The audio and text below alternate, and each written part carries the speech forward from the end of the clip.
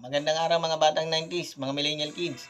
Nagbabalik ang idol nyo na si Golden Eye upang makipagkwentuhan at makipagkantahan para sa inyo. Ang ating Kape Minutes para sa araw na ito ay ang cartoon series ng Gundam G.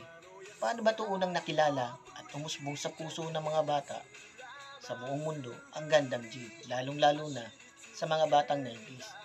Yan ang ating aalamin sa episode na ito. Sa aking pagsasaliksik na ang Gundam G sumikat sa bansang Japan hindi bilang movies o cartoon sa anime, kundi sumikat ito bilang isang laruang robot na ibinebenta sa pamilihan sa bansang Japan.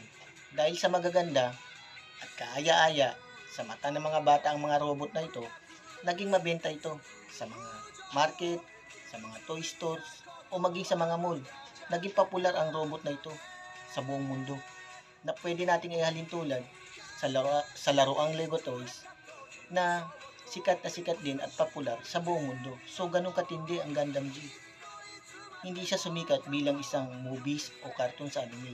Sumikat ito bilang isang toys collection ng mga bata sa buong mundo. So, ganun pala ang pinagmulan ng kasikatan ng Gundam G. Pero mga batang 90s, alam ko na itatanong nyo sa akin kung paano ito naging isang istorya. Ganito yan mga batang kids.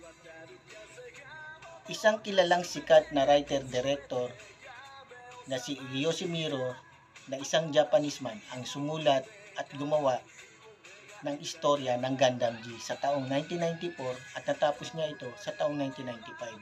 At ipinablish niya ito hindi sa bansang Japan, kundi dito sa Pilipinas.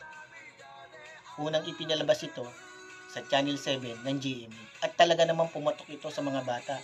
At araw-araw ay pinagkukwentuhanan ang bawat istorya ng Gundam G na naging parte ng kasiyahan sa puso ng mga batang 90s ang istorya ng Gundam G.